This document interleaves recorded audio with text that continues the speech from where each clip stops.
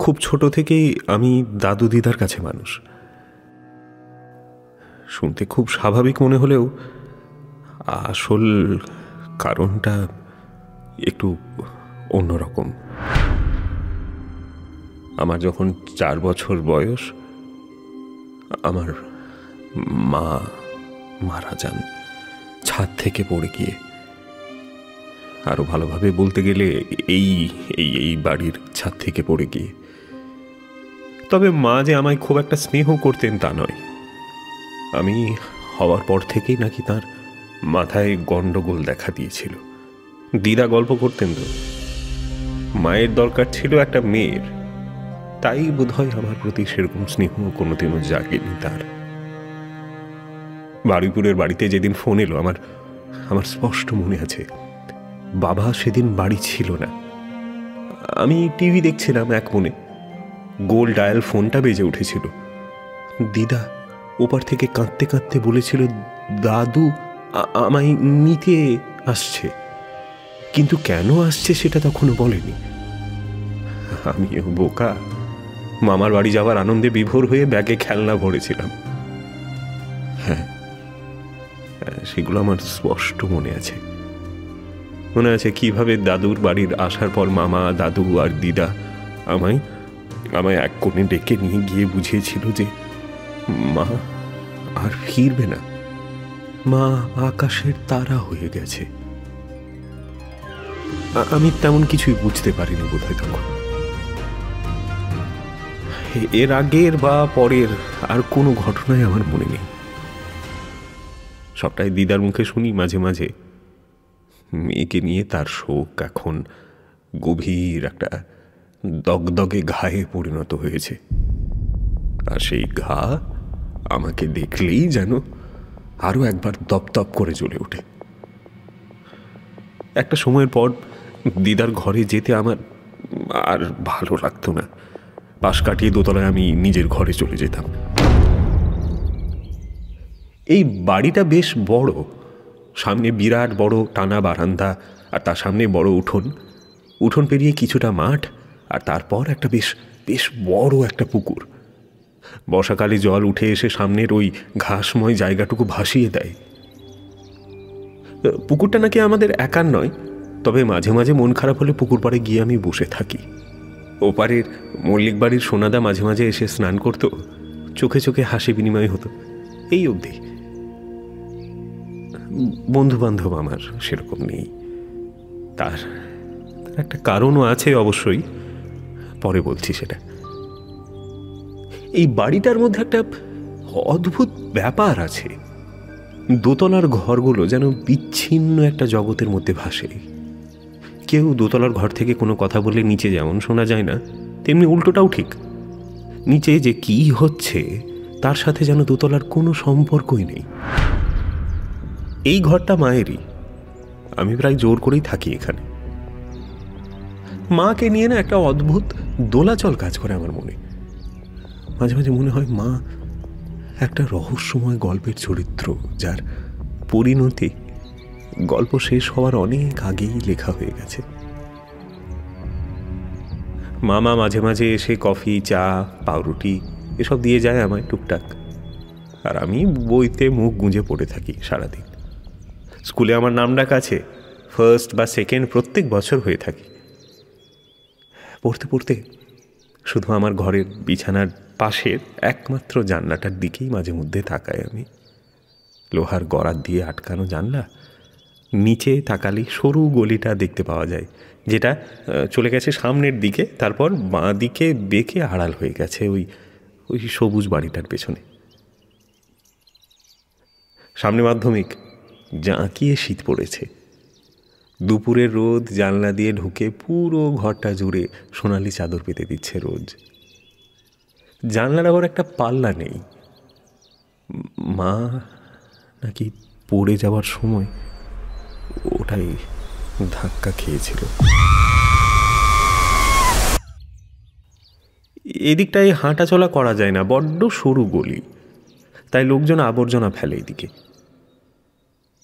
আচ্ছা, মা বোধহয় মারা যাওয়ার পর তাহলে এখানেই পড়েছিল। ছাদ থেকে তো এই জায়গাটাই সোজা হয়। আমাদের ছাদে যাওয়া বারণ। দিদা আর কাউকে হারাতে চান না। দাদু আজকাল বাড়ি থেকে সেরকম বের হন না। মামার বিয়ের কথা চলছে। মামি এলে যে কি হবে কে জানে। পড়তে পড়তে এসব 7-5 ভাবছিলাম, এমন সময় একটা খিলখিল হাসির শব্দে আমার ঘোর কেটে গেল।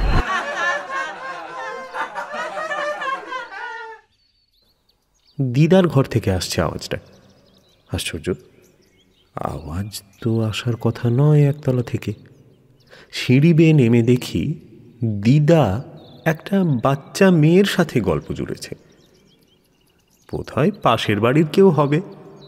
আবার উপরে চলে যাচ্ছিলাম, এমন সময় একটা পরিচিত ডাকে আমার পা দুটো পাথরের মতো ভারী হয়ে গেল। সমু, এদিকে আয় বাবা। বাবা এসেছে। গত 5 বছর ধরে বাবার সাথে কোনো যোগাযোগ নেই আমাদের। কোথায় আছে, কিভাবে আছে কেউ জানে না। আজ আজ হঠাৎ বাবা কোত্থেকে? আমার বুকের ভেতর দামামা বাজছিল।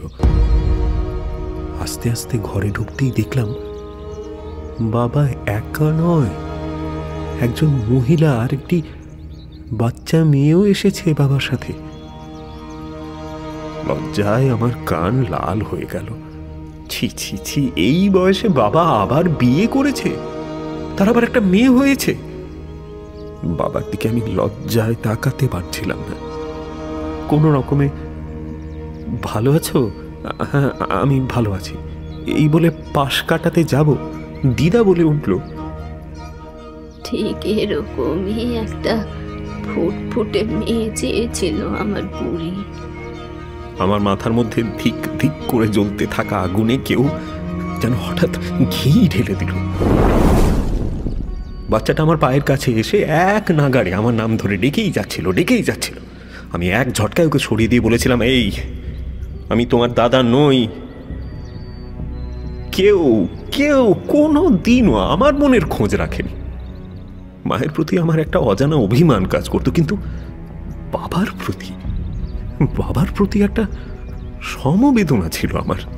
ভাবতাম যে লোকটা আমার মায়ের শোকে গৃহত্যাগী হয়েছে, কিন্তু আজ বাবাকে সুখী দেখে আমার গায়ের প্রতিটা লোম কূপে যেভাবে আগুন লেগে গেল, তার তাপে পুড়ে ছাই হয়ে যাচ্ছিল সবকিছু। আমি ছুটে এসে ঘরে ঢুকে দরজা দিয়ে নিজের চেয়ারে বসে বইতে মুখ গুঁজে দিলাম। কেউ আজ অব্দি একটি বারের জন্য আমাকে জিজ্ঞেস করেনি, সমু তুই কেমন আছিস? আর আজ বাবা একবারও আমাকে বলার প্রয়োজনটুকু বোধ করলো না যে বাবা আবার বিয়ে করেছে।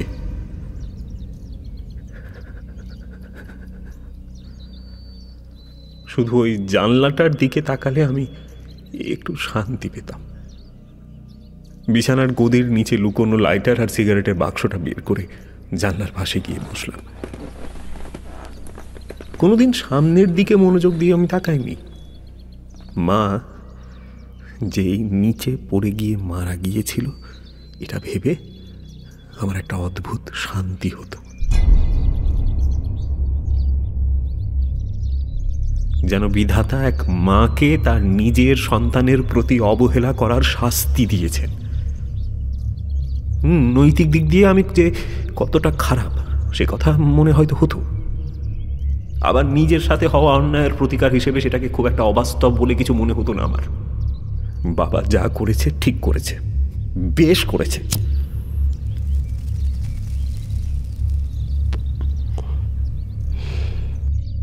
সিগারেটের ধোঁয়া ছেড়ে সামনের দিকে তাকালাম। গলির ওই পারে একটা দোতলা বাড়ির জানলা। এর আগে সেভাবে আমি খেয়াল করিনি। জানলার ওপাশে একটা ঘর, বাঙালি মধ্যবিত্তের বাড়ি। একটা আলমারি, একটা ছোট খাট, আর তার সামনে একটা ছোট্ট আয়না, যেটাই খুব খুব ছোট আর অস্পষ্টভাবে আমার প্রতিবিম্ব দেখা যাচ্ছে। খাটে বোধহয় কেউ একটা বসে আছে, সে আমায় দেখতে পাবে ভেবে আমি চোখ ঘুরিয়ে নিলাম। ঘরের দরজায় সেদিন প্রায় জোর করে সেই বাচ্চা মেয়েটি এসে আমার সাথে আলাপ করল। ওর নাম বিনীতা। আমি ভালো করে ভেবে দেখলাম যে সত্যি ওর এসবের মধ্যে দোষ কোথায়। নিজের মনকে বোঝালাম।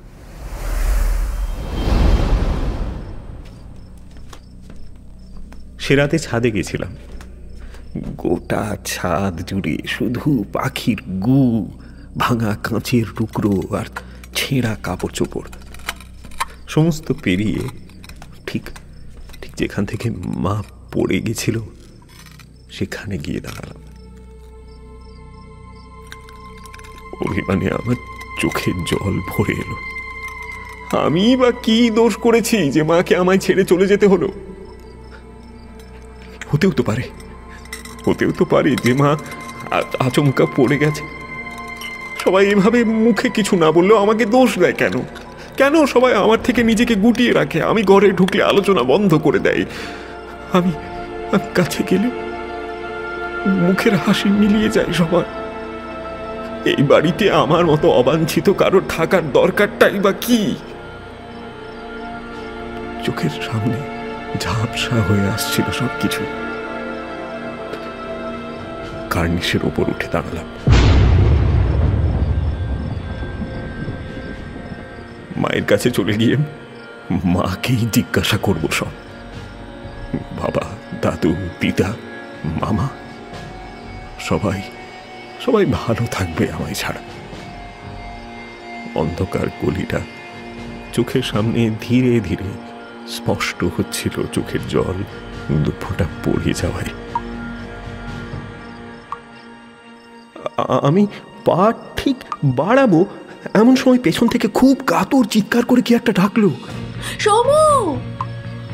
একজন মহিলার গলা। আমি ছাদের মধ্যেই পড়ে গেলাম। মাথার পেছন দিকটায় আঘাত লাগলো কিছুতে। হাত দিয়ে দেখলাম কেটে গিয়ে রক্ত পড়ছে। কোনো রকমে উঠে যখন দাঁড়ালাম, পেছনে তাকিয়ে দেখি ছাদে আসার দরজায় একজন মহিলা দাঁড়িয়ে। অন্ধকারে পরিষ্কার বোঝা না গেলেও চেহারা দেখে আমার মনে হলো বাবার বর্তমান স্ত্রী। আমি ব্যথা সামলে নিয়ে বললাম, আমার নাম সমুদ্র। সমু বলে আমাকে খুব কাছে ছাড়া কেউ ডাকে না। আশ্চর্যের বিষয়, মহিলা ছাদে এলেন না। ওই অন্ধকারে ওই দরজার সামনে ওখানেই দাঁড়িয়ে রইলেন।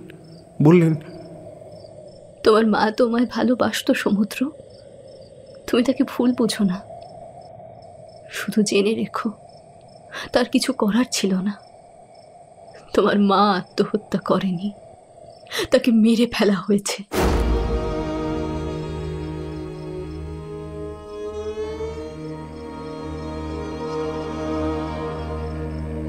আমার পা দুটো যেন কেউ সেঁটে দিয়েছিল ছাদের নিচেতে। নিজের অজান্তেই মুখ দিয়ে মা বেরিয়ে এলো। ভদ্রমহিলা সিঁড়ি বেয়ে যখন নিচে চলে গেলেন, আমিও কোনো রকমের পেছনে ধাওয়া করে দেখলাম সিঁড়ির নিচে কেউ নেই। মা ছিল, ওটা মা ছিল। আমি নিশ্চিত মা এসেছিল। মা আমার অভিমানের কথা জানে, তাই এসেছিল। নাকি মা আমাকে কখনো ছেড়েই যায়নি। আমি মা ডাকতে ডাকতে কখন একতলায় চলে এসেছি খেয়াল করিনি। দেখলাম বাবারা খেতে বসেছে। আমি কি তাহলে ভুল দেখলাম, ভুল শুনলাম? এতটা ভুল? আমার ঘাড় বেয়ে বোধহয় রক্ত গড়িয়ে পড়ছিল। দিদা তাড়াতাড়ি এসে বলল, এ কি বুড়ো, এ কি কাণ্ড! তুই এসে বস দেখিনি, বস, ওষুধ লাগাই। বলে হাত ধরে টেনে নিয়ে গিয়ে বসালো আমায় বাবার ঠিক উল্টো দিকে চেয়ারটাই। বাবা কেমন হতভম্বের মতো তাকিয়েছিলেন আমার মুখের দিকে। হঠাৎ বিনীতা আমার দিকে হাত উঁচু করে বলল, ওটাকে ওটাকে হাসি পেল আমার। এতটাই ভুলে যাওয়ার মতো আমি। ওর মা ওর হাত নামিয়ে কি হচ্ছেটা কি বলতেই ও আবার বলে উঠল, ওটাকে সমুদাদের পিছনে ওটাকে।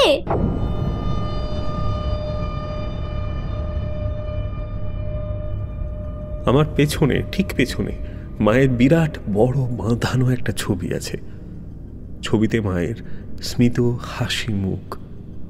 সেটা দেখেই বোধহয় মেয়েটা জিজ্ঞেস করছে ও, কিন্তু ওর চোখ মুখ দেখে মনে হলো বেচারি বেশ ভয় পেয়েছে। আমি একবার পেছন ঘুরে তাকিয়ে কাউকেও দেখতে পেলাম না। আবার ছাদের দরজায় যাকে দেখেছি তাকে নিয়ে আমার মনের মধ্যে সংশয় কিছুতেই কাটছিল না। এতটা ভুল আমি দেখলাম কি করে? দিদার ওষুধ লাগানো শেষ হলে আমি বললাম খাবারটা আমার ঘরে দিয়ে যেতে। বাবার সাথে কোনো রকম কথোপকথনে যেতেই আমার রুচিতে পাচ্ছিল। দিদা এলো না আমার ঘরে, তার জায়গায় এলেন বাবার বর্তমান স্ত্রী। প্রথমে একটু অস্বস্তি হলেও আমি আমার মনকে যথাসম্ভব শান্ত করে বইতে মুখ ডুবিয়ে তার প্রশ্নের উত্তর দিয়ে যাওয়ার চেষ্টা করছিলাম। মনের মধ্যে যতই ঘেন্না থাকুক, দিনের শেষে এরা আমার অতিথি। নিজের বাবাকে অতিথি বলতে লজ্জা লাগলেও করার তো কিছুই নেই। আমি খুব ভালো করে পরখ করে দেখলাম, না, একে আমি ছাদের দরজায় দেখিনি। যাকে দেখেছি তিনি আরো রোগা ছিলেন। এদিকে নিজের মনকে বিশ্বাস করাতেই বেগ পেতে হচ্ছিল। আর ভদ্রমহিলা কি সব যেন বলছিলেন, তার কোন কিছুই আমার কানে ঢুকছিল না। এমন সময় হঠাৎ উনি কি যেন একটা দেখে প্রচন্ড ভয়ে চিৎকার করে সিঁড়ি দিয়ে নেমে গেলেন। তারপর সব চুপ।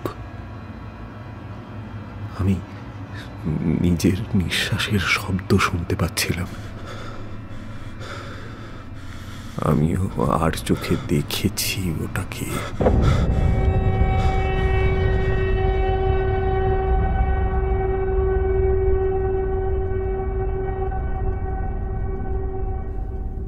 কিছুক্ষণ পর বাবা উপরে এলেন। কই কই দেখি দেখি। না না, তুমি ভুল দেখেছো, এখানে সমু ছাড়া আর কেউ তো আসে না। বিশ্বাস করো, জানলায় একটা মুখ দেখলাম আমি, গড়া ধরে দাঁড়িয়েছিল। কিন্তু এটা তো দোতলা, ফ্যাকাশে সাদাটে একটা মুখ। সমু, তুমি এই ঘরে থেকো না, তুমি আমাদের সাথে আমাদের বাড়ি চলো। এখানে থাকা তোমার জন্য নিরাপদ নয়। আমরা কাল ভোরবেলায় বেরিয়ে পড়ব। এইবার মনে পড়ল, উনি এতক্ষণ এই কথাই বলছিলেন। বাবা এসেছে আমায় নিয়ে যেতে। উনি বাবাকে বুঝিয়েছেন যে আমার আর এই বাড়িতে থাকা উচিত হচ্ছে না। বাবা যা খুশি বলুক, আমি জানতাম উনি মিথ্যে বলছেন না। আমিও অনুভব করেছি যে এই ঘরে আমি ছাড়াও আরো একজন আছে। তবে তার উপস্থিতি মোটেও ভালো লাগার মতো নয়। যে আছে সে আর যাই হোক আমার মা হতে পারে না। না। ধীরে ধীরে বই গোছাতে শুরু করলাম। আমি বাড়ি ছেড়ে না যাই, একতলার যে কোনো একটা ঘরে আমি থেকে যাব। আমি খুব একটা ভীতু নই, কিন্তু প্রাণের ভয় তো আছে। খুব সন্তর্পণে জানলাটাকে উপেক্ষা করছিলাম আমি এতক্ষণ, কিন্তু কোনো এক অমোঘ টানে সেটা আমায় নিজের দিকে বারবার ডাকছিল। মনের মধ্যে কে যেন বলছিল যে জানলায় কেউ নেই, একবার তাকা, একবার তাকিয়ে পরখ করে নে, তাকালে কি আর হবে, দেখবি কেউ নেই, দেখ। আমি আর চোখে একবার দেখলাম, না, সত্যিই কেউ নেই। সাহস করে বিছানায় উঠে জানলার বাইরে তাকিয়ে দেখলাম চাঁদের হালকা আলো থাকলেও বেশিরভাগটাই অন্ধকার। সামনের বাড়ির ওই ঘরটায় একটা নিভু নিভু হলুদ আলো জ্বলছে, আর দেখা যাচ্ছে 3টে মানুষকে, বাবা, মা আর মেয়ে। 3জনে খাচ্ছে। বেশ কিছুক্ষণ তাকিয়ে থাকার পর একটা অদ্ভুত জিনিস খেয়াল করলাম। এই ঘরটা তো আগে দেখিনি। আগে তো এখানে একটা বেডরুম ছিল, আলমারি, খাট ফাট এসব দেওয়া। বুকের ভেতরটা ফাঁকা হয়ে গেল হঠাৎ। আমারও কি মায়ের মতো মাথার গন্ডগোল দেখা দিচ্ছে? জানলা থেকে সরে যাব এমন সময় দেখলাম ওই বাড়ির বাচ্চা মেয়েটা আমার দিকে খেতে খেতেই মুখ তুলে তাকালো, আর আমার শরীরের সমস্ত শক্তি এক নিমেষে শেষ হয়ে গেল। মেয়েটার মুখটা ঠিক ঠিক জীবিত মানুষদের মতো নয়। বিরাট বড় চওড়া কপালে সেলাই করা দাগ, চোখের ভেতরের অংশ পুরো সাদা।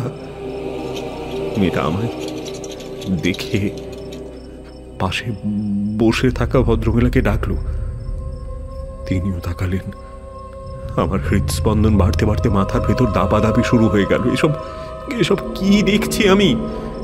বিছানা হাতরে কাঁপা কাঁপা হাতে লাইটার দিয়ে আগুন জ্বালিয়ে একটা সিগারেট ধরালাম।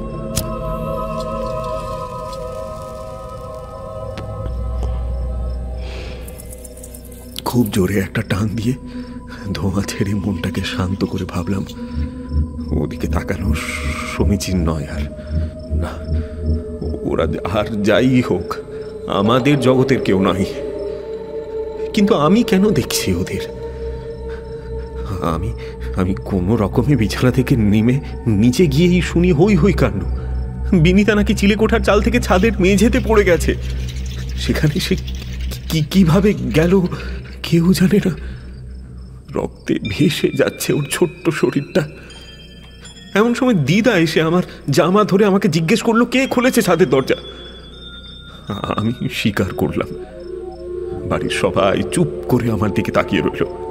আমি বুঝতে পারলাম আবারও আমার দোষ হবে। তবু এই মুহূর্তে মেয়েটাকে বাঁচানো সব থেকে গুরুত্বপূর্ণ কাজ। বাবা অ্যাম্বুলেন্স ডেকেছিলেন এর মধ্যেই। ওকে যখন হাসপাতালে নিয়ে যাওয়া হলো, আমি যেতে চাইলেও বাবা আর দিদা এক বাক্যে বারণ করে দিল। শুধু দাদু আর আমি রয়ে গেলাম বাড়িতে। বাবার বর্তমান স্ত্রী রমার মুখ দেখে মনে হলো যে উনি বিশ্বাস করেননি যে আমি কিছু করেছি, কিন্তু সবার চাপে কিছু বলতে পারলেন না। রাতে আমার কিছুতেই ঘুম এলো না। 2টোর দিকে মামা এলো বাড়ি। উপরের ঘরে এসে আমার বিছানায় বসলো। বলল, জ্ঞান ফেরেনি? আমি কিছু করিনি ছোট, তুই বিশ্বাস কর। আমি শুধু ছাদে গেছিলাম ব্যাস। আর তুই তো জানিস ছাদে যেতে মা বারণ করে, তবে কেন গিয়েছিলিস? আমি মানে মনটা ভালো ছিল না সেরকম, তাই কার্নিশে। আর তারপর সিঁড়ির দরজায় কে একটা সমু বলে ডাকলো আমাদের, আমি পড়ে গেলাম। ফেরার সময় দরজাটা দিতে ভুলে গেছি। আমি তারপর আর যাইনি ছাদে। বিশ্বাস কর, তুই তুই তুই রমান্টিকে জিজ্ঞেস করিস, উনি আমার সাথেই ছিলেন। মামা কি বিশ্বাস করলো জানি না। ওদিকে বাবাও বোধহয় ভাবছে যে আমি তার মেয়েকে ধাক্কা মেরে ফেলে দিয়েছি ছাদ থেকে। হ্যাঁ, অবশ্য সেটা ভাবাও অন্যায় নয়। বাবার মতো পাষণ্ড হলে আমি সেটা করতেও দুবার ভাবতাম না। এই দোটা না, মাকে ভালোবাসে, এদিকে ঘেন্নায় বুক ফেটে যায় আমাকে এভাবে ফেলে রেখে গেছে ভেবে। বাবাকেও ভালোবাসে, এদিকে বাবা জীবনে কোনো দিনও আমায় গ্রহণ করেনি নিজের সন্তান হিসেবে। এই বাড়ির প্রতি বাবার যত টান, সবটাই সম্পত্তির লোভে। আমি জানি না হলে বাবা আসতো, কোনো দিন আসতো না। এদিকে আমি ভয়ে জানালার দিকেও তাকাতে পারছি না। মামা সেদিকে তাকিয়েছিল এক দৃষ্টে। আমি ভাবলাম জিজ্ঞেস করি কি দেখছে ও ওখানে। হঠাৎ বলল, ওই ওই উল্টো দিকের বাড়িটা নিয়েই যত গন্ডগোল। 3 জন মিলে গলায় দড়ি দিল। তারপর থেকে এই পাড়ায় একটার পর একটা ঘটনা। দিদি মারা গেল, মল্লিকদের বাড়ির বড় ছেলেটা জলে ডুবে মারা গেল, সোনার দাদা, বুঝলি তো? আমার মাথায় বাজ পড়ল। আমি তাহলে কাদের দেখেছি একটু আগে? বুকের মধ্যে ছ্যাঁত করে উঠল। আমি কিছু একটা বলতে যাব তার আগেই মামা বলল, তুই আমাদের কত আদরের সেটা তো জানিস, তাও কেন এইভাবে ছাদে গিয়েছিলিস একটা অঘটন ঘটাতে? তোর কিছু হয়ে গেলে আমি আর মা কি নিয়ে থাকবো সেটা ভেবেছিস? ওর গলাটা ধরে এলো। আমি পাশে বসে হাতের মধ্যে হাতটা নিয়ে কাঁধে আলতো করে মাথা রেখে সরি বলতেই মামা একটা অদ্ভুত কথা বলল। বাড়ির বাইরে 2 দিন ধরে দেখছি ওরা ঘোরাফেরা করছে, একটু সাবধানে থাকিস। ডাকলে একদম কাছে যাবি না, যা বলবে শুনবি না, কিছু খেতে দিলে খাবি না, বুঝতে পেরেছিস? আমি যাই, একটু রেস্ট নিতে হবে, সকালে আবার হাসপাতালে যাব। তবে জেনে রাখ, যে যাই বলুক আমি জানি তুই এরকম করতে পারিস না। আমার মাথার মধ্যে সব কিছু তালগোল পাকিয়ে গেল। ওরা আবার আসছে। রমান্টি জানলায় কাকে রেখেছিল? আর আমি ওই বাড়িতে কাদের দেখলাম? আর বিনির এরকম হলো কি করে? সব ঘেঁটে যাচ্ছে, গোলমাল পাকিয়ে যাচ্ছে। মামাকে যেতে দিতে খুব ভয় করছিল, আবার যদি জানলা দিয়ে ওদের দেখতে পাই। আমতা আমতা করে বললাম, আজ রাতটা তোর ঘরে মেঝেতে শুই। মামা খুব একটা আপত্তি করলো না। এই গোটা বাড়িতে এই মামাই আমার একমাত্র বন্ধু। আমাদের বয়সের খুব একটা পার্থক্য নেই, তাই তুই তোকারি করি। ওকে আমি ছোট বলে ডাকি, দিদার নকল করে। মামা আমার সব কিছু জানে, সব কিছু। মামার ঘর থেকে পুকুরটা দেখা যায় জানলা দিয়ে।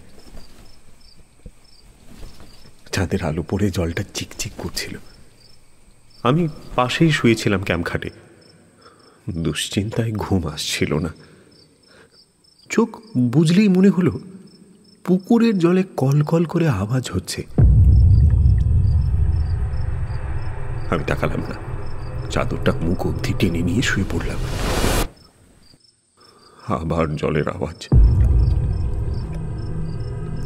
আমার মন বলছে একবার তাকিয়ে দেখ কে, তাকিয়ে একবার যাচাই করে নে, দেখবি কেউ নেই। আমি চাদরটা ভাগ করে একটা চোখ একটু মতো বের করলাম।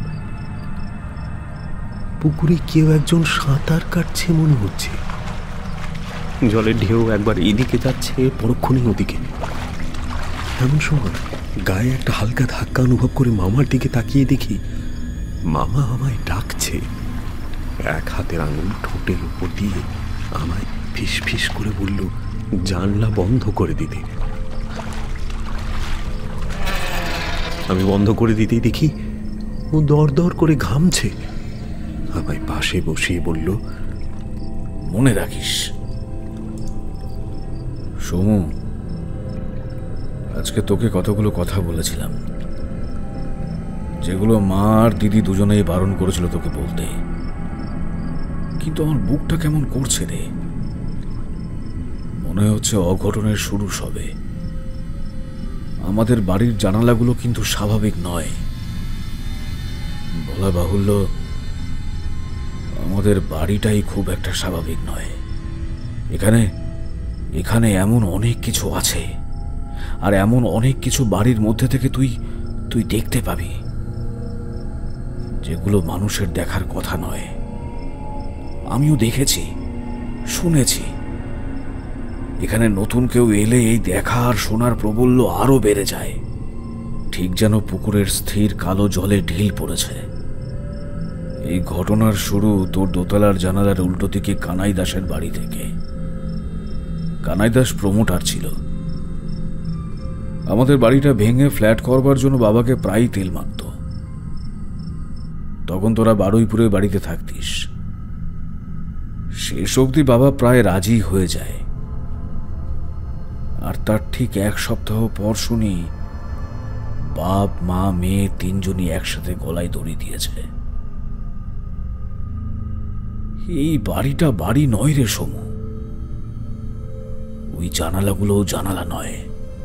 এই বাড়িটা যদি একটা মানুষ হয়, ওগুলো তার এক একটা চোখ। সেই চোখ দিয়ে তোকে এমন সব জিনিস দেখাবে যার ব্যাখ্যা করা সম্ভব নয়। তুই তো জানিস সোনার দাদা মানিক আমার বাল্য বন্ধু ছিল। সেও এই বাড়িতে আসার পর থেকে কেমন যেন পাল্টে যেতে লাগলো। ওর একটু হাত টান ছিল, এটা ওটাও নিয়েই থাকতো। তারপর তো এই বাড়িটা আসলে একটা অভিশাপ, বংশগত অভিশাপ। তুই বড় হয়ে যেভাবে পারিস এখান থেকে অনেক দূরে চলে যাস।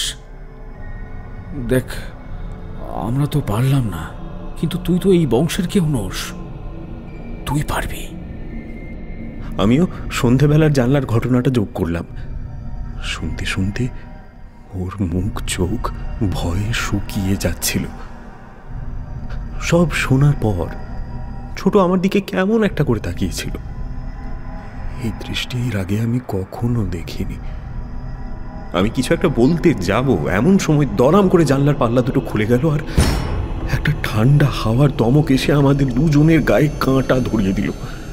দুজনেই চমকে উঠে এক দৃষ্টে পুকুরের দিকে তাকিয়ে দেখলাম জলের উপর কি যেন একটা ভেসে উঠেছে। আমি তো ভয়ে ওকে জড়িয়ে ধরলাম। ছোট ধীর পায়ে উঠে জানলাটা বন্ধ করে আমার ক্যাম্প খাটটা সামনে আটকে দিল। ওর হাব ভাব দেখে মনে হলো এই দৃশ্য এর আগেও দেখেছে। আমায় দেওয়ালের দিকে পাঠিয়ে দিয়ে নিজে বিছানার ধার ঘেঁষে শুলো। আমরা সে রাতে আর ঘুমোতে পারিনি। অনেক রাতে আমি একবার ছোটকে বললাম, আচ্ছা ছোট, এই বাড়ি ছেড়ে কদিন বাইরে থাকলে কেমন হয়? তুই যা, আমার মা এখানে তো একা, আমি তাকে ছেড়ে কি করে যাই বলতো?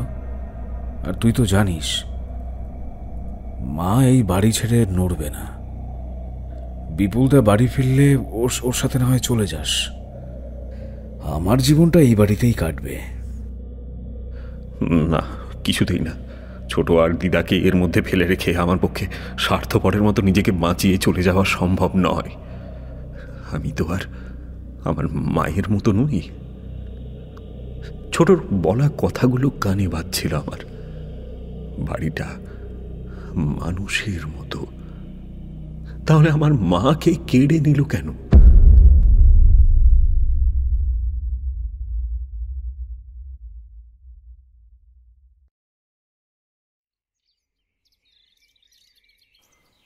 পরের দিন হাসপাতাল থেকে খবর এলো বিনির জ্ঞান ফিরেছে। স্বস্তি হলো। রমান্টি ফোন নিয়ে আমায় বললেন যে বিনি বলেছে কোনো এক বাচ্চা মেয়ে তাকে নাকি ডেকে ওখানে খেলার জন্য নিয়ে গেছিল, তারপর ধাক্কা দিয়ে ফেলে দিয়েছে। আমার ফোন ধরা হাত কেঁপে গেল এটা শুনেই। আমার পেছনে নাকি কাল রাতে খেতে বসে বিনি ছবির আন্টিকে দাঁড়িয়ে থাকতে দেখেছে। রমা আন্টি জিজ্ঞাসা করলেন আমাদের বাড়ির আশেপাশে কোনো বাচ্চা থাকে কিনা। আমি কোনো উত্তরই দিতে পারলাম না। ভয়ে আমার হাত পা ঠক ঠক করে কাঁপতে শুরু করলো। ঠিক করলাম উচ্চ মাধ্যমিক অবধি কোনো রকম এই বাড়িতে থেকে তারপর কলেজে পড়ার অছিলায় বেরিয়ে যাব। টিউশন করে যেটুকু পারবো নিজের খরচ চালিয়ে নেব। বাবা ছোট তো আছেই সাহায্য করার জন্য। ফোন রেখেছি, এমন সময় হুড়মুড় করে মামা ওপরে উঠে এলো হাঁপাতে হাঁপাতে। দম নিয়ে বলল, বাবার ঘরে চলো একবার, বাবা সাড়া দিচ্ছে না। দাদুর সৎকার সেরে ফিরতে ফিরতে সন্ধে হয়ে গেল। ভয়ঙ্কর কান্না পাচ্ছিল। বুকের ভেতরটা দুমড়ে মুচড়ে একাকার হয়ে যাচ্ছিল। এসব কি হচ্ছে আমাদের সাথে? একটার পর একটা দুর্ঘটনা। গলার কাছে অনেকটা কান্নার দলা পাকিয়ে উঠে আসতে চাইছিল। চোখ দুটো জলে ভরে গেল আমার। ঠোঁট ফুলিয়ে ছোটকে ধরে কেঁদে ফেললাম।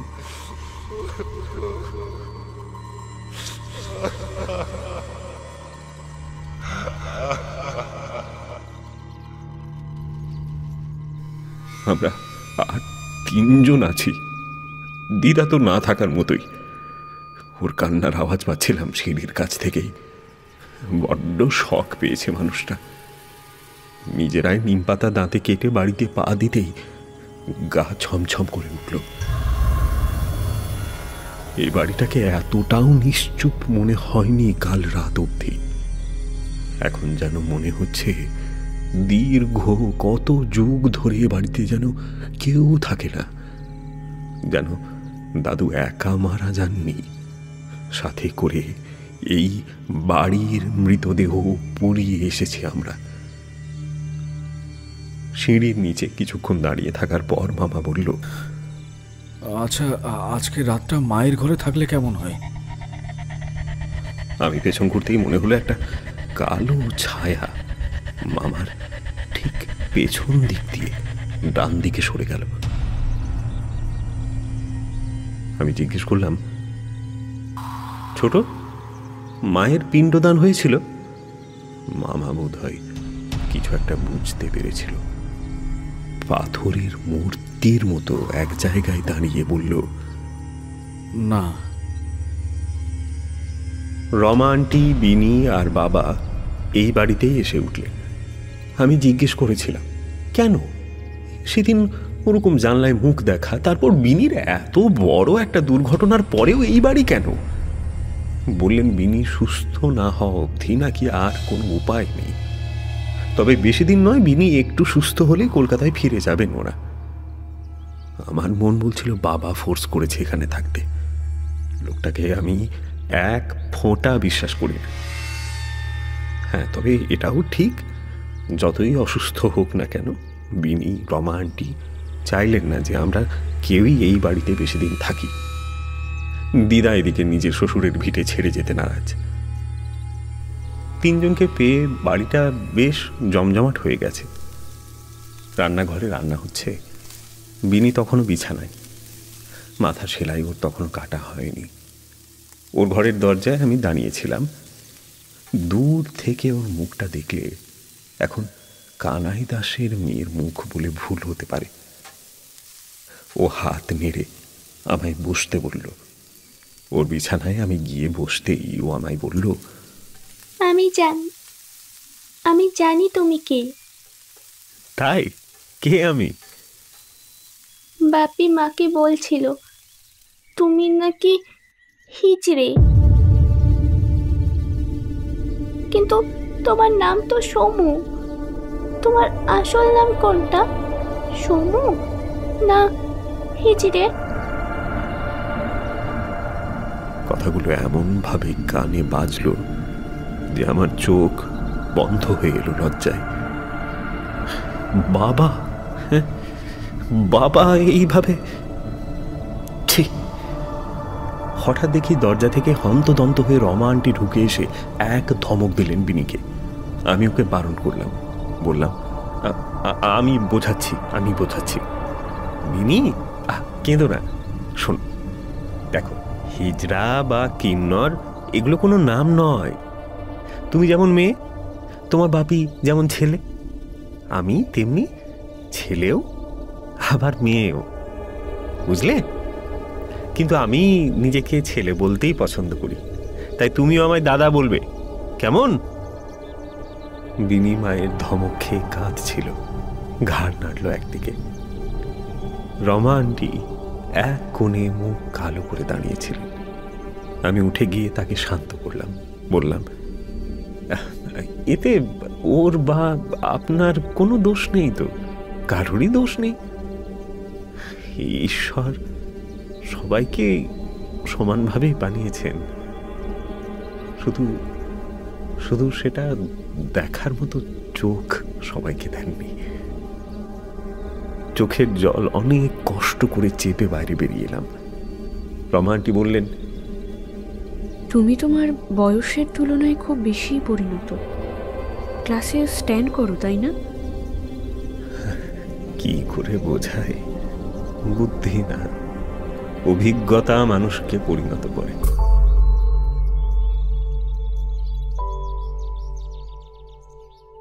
পাড়ায় আমার বয়সী ছেলেমেয়েরা আমায় একটু এড়িয়েই চলে। স্কুলে অবশ্য সেরকম কেউ জানে না, স্কুল অনেক দূরে। দাদু অনেক ভেবেই ভর্তি করেছিল ওখানে আমাকে। কিন্তু যেখানে থাকি সেখানে যতই লুকানোর চেষ্টা করি, এসব কথা লুকিয়ে রাখা যায় না। তার উপর মা মারা যাওয়ার পর দিদা নিজের বুক চাপড়ে কেঁদে রাষ্ট্র করেছিল কিভাবে আমার অনির্ধারিত লিঙ্গ মায়ের মৃত্যুর কারণ হয়েছে। ঈশ্বর, উনি সবাইকে সব কিছু দেন না। আমায় যেমন ভদ্রতা দিয়েছেন, ওদের তেমন একটা সুন্দর মন দেননি। পকেটে থাকা সিগারেটটা বিনির কথা শুনে নার্ভাস হয়ে কুচলে ফেলেছি। 5 টাকা করে দাম এগুলোর। ভাবলাম পুকুর পাড়ে গিয়ে ধরায়। দেখলাম ছোট দাঁড়িয়ে আছে দরজার পাশে, বেশ গোল গোল চোখ করে আমায় বলল, কেন গিয়েছিলিস? বারণ করেছিলাম তো। এই নে, এনে ধর তোর গয়ার টিকিট। 2 সপ্তাহ পরে যাওয়া, বাবার কাজের পর। আমি যাব, কিন্তু আমি যে... শোন, কোনো কিন্তু না। প্রেত গয়া যেতে হবে। আমি যাব সাথে। বাবার পিণ্ড দিয়ে আসবো গয়াতে। আর এই ঘরের দিকে তুই আর আসবি না। আমি তোকে কষ্ট পেতে দেখতে চাই না। আর নিজেকে ছেলে প্রমাণ করার জন্য এইসব ছাইপাশ খাওয়া বন্ধ কর। তুই যা, তুই তাতেই ভালো। ছেলে হতে গেলে স্মোক করতে লাগে না। কাঠ কাঠ ভাবে কথাগুলো বলে বেরিয়ে গেল মামা। পরনের সাদা কাপড়ে দেখলাম কাদা লেগে রয়েছে। পুকুরের দিকে গিয়েছিল নাকি? আমার এই যন্ত্রণার কথা কত সহজে ওই বাচ্চা মেয়েটা জিজ্ঞেস করে ফেলল। এত সরল যদি আমিও হতে পারতাম। আমিও উঠোন পেরিয়ে পুকুরের দিকে গেলাম। গাটা ছমছম করছিল। দুদিনে এই বাড়িটা কেমন যেন অচেনা হয়ে গেছে আমার কাছে। আমি ছাদের দরজা খুললাম বলেই, নাকি এসবই ভবিতব্য? পরীক্ষার চিন্তা ছাপিয়ে এখন একটাই দম বন্ধ করা ভয় আমার গলা টিপে ধরছিল যেন। এই বাড়ির নিজস্ব একটা সত্তা আছে। পেছন ঘুরে মূর্তিমান দোতলা কঙ্কালটার দিকে তাকাতেই গলা শুকিয়ে গেল, যেন হাঁ করে গিলতে আসছে আমায়। একটা বিষণ্ণতা আমার সারা শরীর মন জুড়ে বসল। ঘাটের সিঁড়িতে গা এলিয়ে দিয়ে বসল। কোথায় যাব? রাস্তায় রাস্তায় ঘুরবো নাকি? হ্যাঁ, ছোটর মামার বাড়ি যাওয়া যায়, কিন্তু তারাও তো আমাকে ঠিক পছন্দ করেন না। ইস, আমি আজ একটু অন্যরকম হলে সবকিছু কত সুন্দর হতো। বেশ কিছুক্ষণ বসে থাকার পর দেখি ওই পারে সোনাদা হাত নাড়ছে। আমিও হাত নাড়লাম। ও জলে ঝাঁপ দিল। আমি চুপচাপ বসে রইলাম। প্রায় আধ ঘন্টা পর ও এদিকে উঠে আমার পাশে এসে বসল। এই প্রথমবার সোনাদা আমার সাথে কথা বলার জন্য এদিকে এলো। ভেজা চুল দিয়ে টপ টপ করে জল পড়ছিল ওর গায়ে। আমি সেদিকে না তাকিয়ে বললাম, হে, তুমি আজ এদিকে এলে? কোমরের ভেজা গামছা দিয়ে মাথা মুখ মুছে সোনাদা বলল,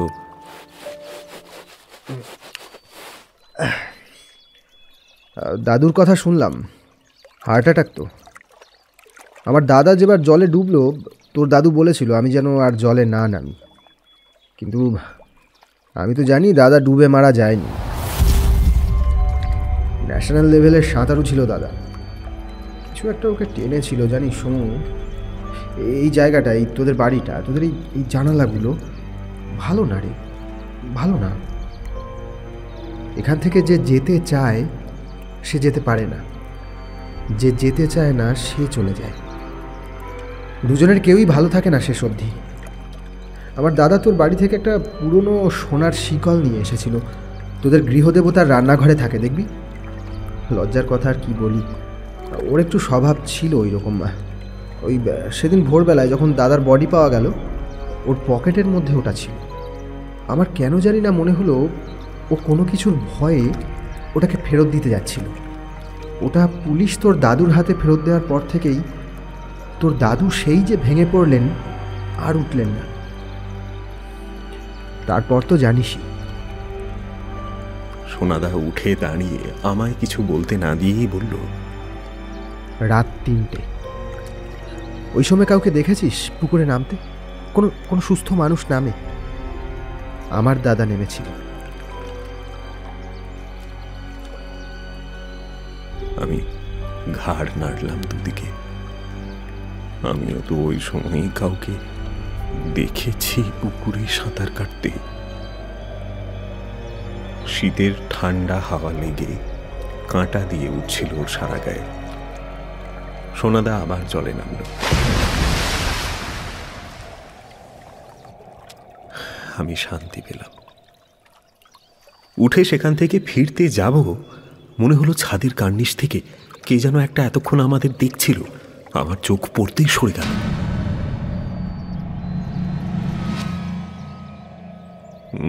বাড়িতে একটা পুজো করানো দরকার, খুব দরকার, খুব দরকার।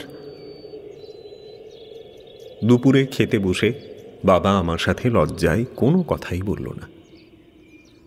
রমা আন্টি বেশ ভালো রান্না করেন।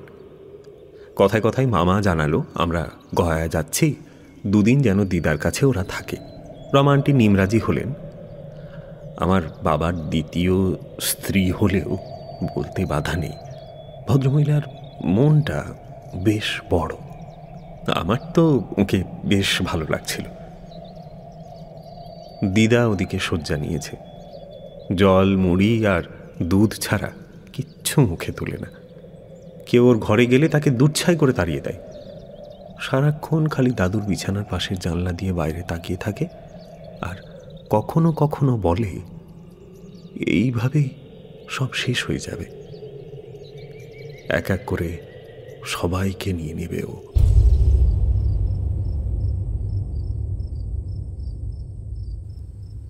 এখন আমি মামার ঘরেই শুই। রাতে মানিকদার কথাটা পারতেই মামা কেমন একটা উদাস মনে বলল, কি আর করা যাবে। তখনই আমি জিজ্ঞেস করলাম, ছোট মাকে কি কেউ কেউ মেরেছিল নাকি এটা জাস্ট আত্মহত্যা? মামা কম্বলে মুখ ঢুকিয়ে নিল বটে, কিন্তু আমি তার আগেই দেখেছি ওর গোল গাল দুটো বেয়ে জল গড়িয়ে পড়তে শুরু করেছে। ধরা গলায় ও আমায় জিজ্ঞেস করল, তুই কি করে জানলি? মাকে কে মেরেছিল রে ছোট? মামা চুপ। আমি ও পাশে ফিরে শুতেই বুঝতে পারলাম যে ও ফুঁপিয়ে ফুঁপিয়ে কাঁদছে। তবে কি আমার সন্দেহ সত্যি? না, মায়ের জন্য আমার কষ্ট হয় না, দেখিনি তো বেশি। কিন্তু ওর কষ্টটা বুঝি। একমাত্র দিদি। জানলা দিয়ে পুকুরটা দেখতে দেখতে চোখ দুটো জুড়িয়ে আসছিল।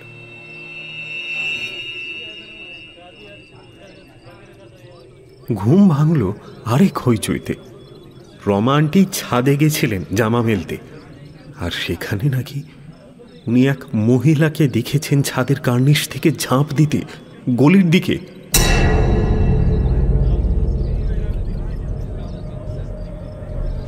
আমার বুঝতে বাকি রইল না উনি কাকে দেখেছেন। সেই থেকে নিচে নামার পর ওর বমি থামছে না। আমাদের আর একটু আগে গয়া যেতে পারলে বোধহয় খুব ভালো হতো। ডাক্তার এসে ওষুধ দিলেন, বাড়িটা আবার আগের মতো নিস্তব্ধ হয়ে গেল।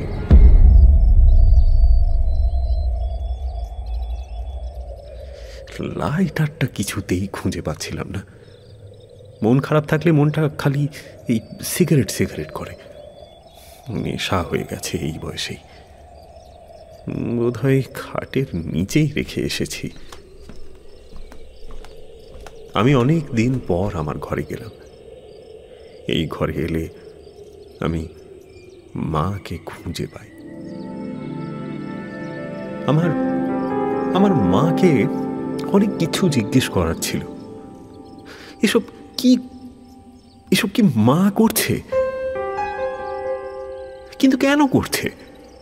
বিনি তো মায়ের কোনো ক্ষতি করেনি।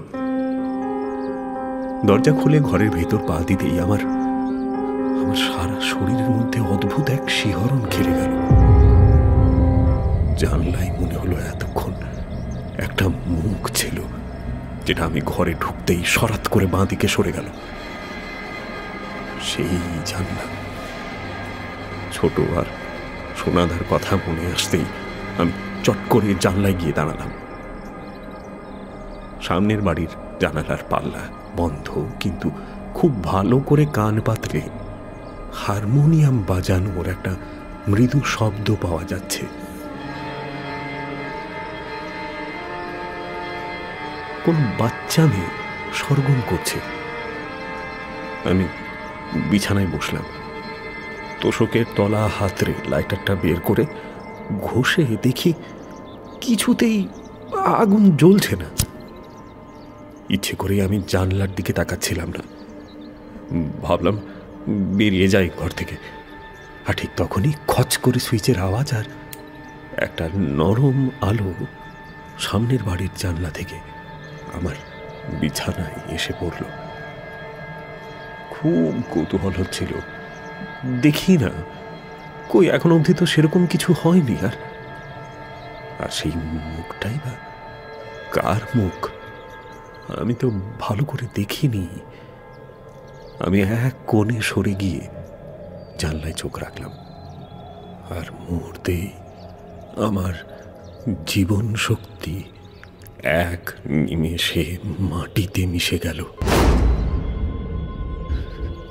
দেখতে পেলাম সামনের বাড়ির জানলা হাট করে খোলা, আর স্পষ্ট দেখা যাচ্ছে 3টে মৃতদেহ ঘরের 3টে জায়গায় ঝুলছে।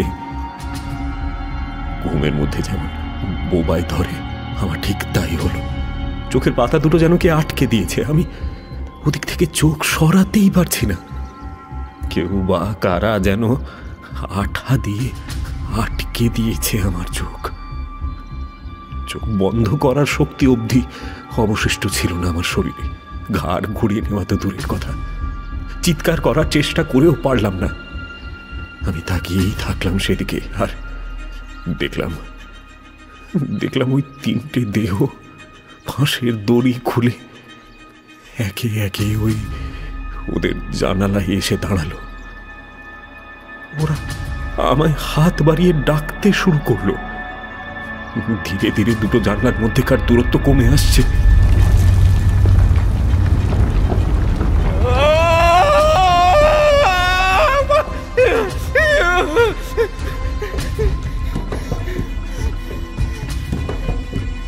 কোথা থেকে যেন একটা চিৎকার আমার গলা ফেটে বেরিয়ে এলো, আর দৌড়ে আমি নিচে নেমে বাড়ি থেকে বেরিয়ে হাঁপ ছেড়ে বাঁচলাম।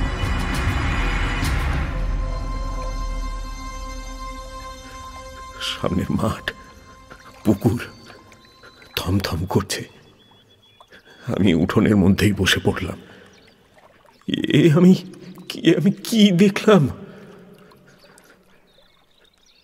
দুহাত দিয়ে মুখ ঢেকে বসে রইলাম কিছুক্ষণ। কিছুতেই ধাতস্থ হতে পারছিলাম না। বড্ড অসহায় লাগছে। কি করব আমি আর ছোট? আমরা দুজনেই তো খুব একটা বড় নই। সোনাদা, হ্যাঁ, সোনাদার সাহায্য নেব। শীতের শিশিরে হাওয়া আমার ঘাম বেয়ে গায়ে কাঁটা দিয়ে যাচ্ছিল। চোখ বুজে থাকতে থাকতে একটা হাততালির আওয়াজে ফট করে চোখ খুললাম। আতঙ্ক ঘিরে ধরল আমায়। এই আওয়াজটা আমি ছোট থেকে ত্রাসের মতো করে চিনি। ওরা এসেছে, কিন্তু এখন যদি ওরা আমায় ওদের আস্তানায় নিয়ে যেতে চায়, আমায় বাঁচানোর মতো তো কেউ নেই। দাদু, দিদা, ছোট কেউ নেই। বিপদ এলে সব দিক থেকে আসে। আমি উঠে দাঁড়িয়ে বাড়ির দিকে পা বাড়াবো এমন সময় আমার কানের ঠিক পাশে হাততালি দিল সে। আমি চোখ টিপে ঘুরে দাঁড়ালাম। চোখ খুলে দেখলাম একজনই, কপালে বিরাট বড় একটা টিপ, চোখের কাজল সারা দিনের কাজের চাপে থেবড়ে গেছে, ঠোঁটের লিপস্টিকটাও ঘেঁটে গেছে। আমি খুব মৃদু স্বরে জিজ্ঞেস করলাম, কি চাই? প্রতিবারের মতো উত্তর দিল, তোকে রে তোকে। বলে পান খাওয়ার দাঁত বের করে একটা বিচ্ছিরি হাসি হাসলো। আমি সপাটে না বলে উঠে সিঁড়ি বেয়ে চলে যাচ্ছি, আবার হাততালি দিয়ে বলল, এই শোন, তোর খুব বিপদ যাচ্ছে না রে? আজকে তোকে নিয়ে যেতে আসিনি, তোর বিপদ শুনে এসেছি রে। বাড়ির বাইরে গীতা, লক্ষ্মী, পিয়ার, ময়না দাঁড়িয়ে আছে। ওদের আমি বলি যে চায় না, তোরা তাকে জোর করে ডাকিস কেন? ওরা বলে যে এই দুনিয়া তোর নাই আছে বুলবুল, তুই এখানে থাকলে কষ্ট ছাড়া কিচ্ছু পাবি না। সে যাকে, আজ কিন্তু সে কথা বলতে আসেনি। আমি ঘুরে ওর দিকে তাকালাম। বলল, এই নে, এটা ধর। হাত বাড়িয়ে একটা কাগজ দিল প্যারি। ছোট বারণ করেছে কিছু নিতে, তাই সংকোচ বোধ হচ্ছিল। প্যারি বুঝলো সেটা। হাত ঘুরিয়ে ঢং করে নাচের ভঙ্গিমায় দুপা ঘুরে নিয়ে বলল, প্যারি তার প্যারি মোহনকে তোফা দিচ্ছে রে, আর সে নিচ্ছেই না। আমি তাহলে আরেকটু নাচি? না না না না, থাক থাক, দরকার নেই। এক ঝটকায় ওর হাত থেকে কাগজে মোড়ানো জিনিসটা কেড়ে নিয়ে আমি ঘরে ঢুকে গেলাম। ছোটকে সব বলতে হবে। দৌড়ে ডাকতে গিয়েও আমি ওকে কোথাও পেলাম না। আমার চিৎকার চেঁচামেচি শুনে বাবা বেরিয়ে এসে বেশ বিরক্তির সুরে বলল, উফ, এই সবে মাত্র বাড়ি ফিরলাম, কি শুরু করলি বলতো? জবে থেকে এসেছি এক বিন্দু শান্তি নেই এই বাড়িতে। বাবা কথাটা শেষ করার আগেই গেটে আওয়াজ করে বেশ হন্তদন্ত হয়ে এক কাপালিক গোছের লোক আমাদের দালানে এসে উপস্থিত হলো। প্যারি এর মধ্যে হাওয়া। প্রথমে লোকটি বেশ হম্বিতম্বি করলো যে তার কোনো এক দুর্লভ জিনিস নাকি এই বাড়িরই কেউ চুরি করেছে। অনেক কথা শোনালো। তারপর ধপ করে বারান্দায় বসে পড়ে কি সব যেন ভেবে বলল, এই বাড়ি ভালো নয়, এই বাড়ি একেবারেই ভালো নয়। এই বলে উঠে সোজা আমার দিকে তাকিয়ে বলল, যা, এক্ষুনি সব কটা জানলা বন্ধ করে দিয়ে আয়। আমি বুঝতে পারলাম প্যারি কি করেছে। এটা নিজে চুরি করে লোকটাকে বলেছে যে আমি চুরি করেছি। হাতের কাগজের মোড়কটা লোকটার হাতে দিয়ে আমি এক দৌড়ে ছোটকে ডাকতে গেলাম। সব জানলা তো দেওয়া যাবে, কিন্তু আমার ঘরের জানলাটা? একটু আগে আমার সাথে যা ঘটেছে, তারপর আমার ঘরের দিকে তো আমার পা বাড়াতেই জ্বর চলে আসছিল। ছোটকে নিয়ে ওই ঘরে ঢুকলাম। জানলাটা দেওয়ার ব্যবস্থা করতে হবে। ঘরে ঢুকে সুইচ বোর্ডে হাত দিয়েই ছোট বলল, কারেন্ট তো নেই, কি জ্বালাবো? জানলার খুব কাছে গিয়ে ছোটর চোখ মুখের অভিব্যক্তি পাল্টে গেল। আমি দরজায় দাঁড়িয়েই দেখলাম ওর চোখ দুটো জলে ভরে গেছে। আমি ওর কাছে গিয়ে জানলায় তাকিয়ে দেখলাম উল্টো দিকের বাড়ির বন্ধ জানলা দেখা যাচ্ছে। আমি মামাকে ধাক্কা দিতেই অস্ফুটে বলে উঠল, দিদি। ঝটিকে তাকালাম জানলার দিকে, কিন্তু কেউ নেই। ছোট তোকে ভুল দেখাচ্ছে, তুই জানলাটা বন্ধ করার ব্যবস্থা কর।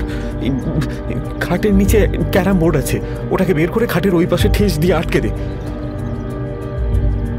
হাঁপাতে হাঁপাতে আমরা দুজন মিলিয়ে জানলাটা আটকে যেই ঘরের বাইরে পা রেখেছি, ক্যাচ করে একটা আওয়াজ হয়ে খাটটা ডান দিকে সরে গেল, বোর্ডটা পড়ে গেল মাটিতে। আমার আর মামার মাথায় বাজ পড়ল। এবার নিচ থেকে রমান্টিক চিৎকার শুনতে পেলাম। হুড় মুড়িয়ে নিচে গিয়ে দেখি বাবা অজ্ঞান হয়ে মাটিতে পড়ে আছে।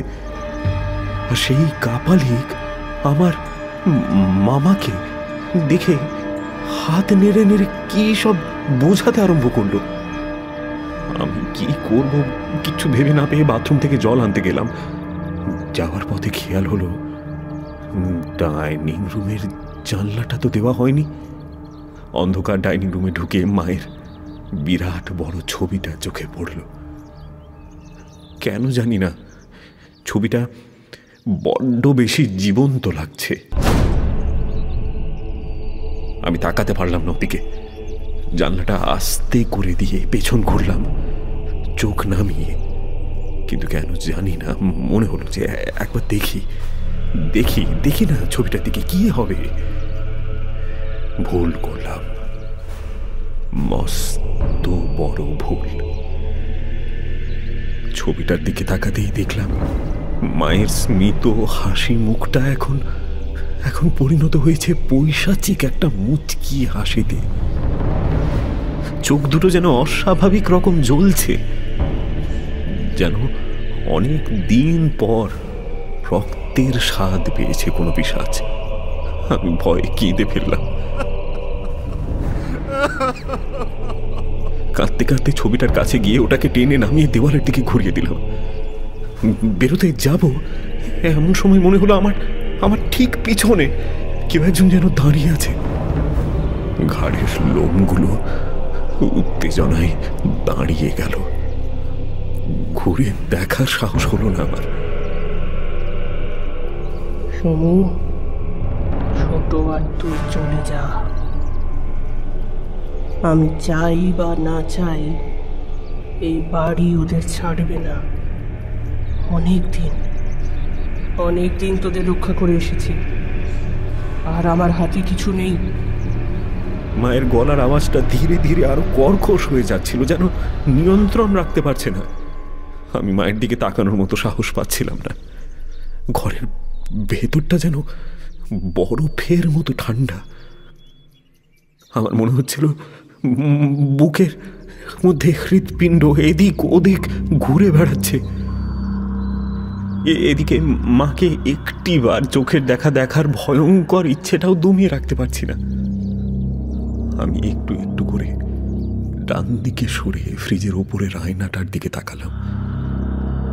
আমার পিছনে কুণ্ডলি পাকানো অন্ধকার ছাড়া আর কিছুই নেই। আমি জানি তবু আমি ঘুরলে এমন কিছু দেখব যা সারা জীবন আমার স্মৃতিতে হয় ভালো কোনো সংকলন হিসেবে থেকে যাবে, আর নয়তো নিজের বাবার সাথে মাকেও ঘেন্না করেই বাকি জীবনটা আমার কাটাতে হবে। এদিকে আমার সমস্ত স্নায়ু আমাকে বলছে ঘুরে তাকাতে। আমার আমার পিঠের লোমগুলো দাঁড়িয়ে গেল। এবার ঘরের মধ্যে মনে হলো আরো একটা কেউ এলো। কে সেটা আমি জানি না। সারা শরীর আমার তখন অবশ হয়ে গেছে। পাথরের মূর্তির মতো এক জায়গায় দাঁড়িয়ে থাকার পর ভেবে দেখলাম যে এ তো কোনো মানুষ নয় যে বুঝিয়ে কোনো কাজ হবে। এই বাড়ির সত্তার সাথে আমার মা আর আরো যতজনের প্রাণ এই বাড়ি নিয়েছে সবাই মালার ফুলের মতো গেঁথে গেছে। আমি এক ক্ষুদ্র নাবালক, আমার কতটুকুই বা ক্ষমতা।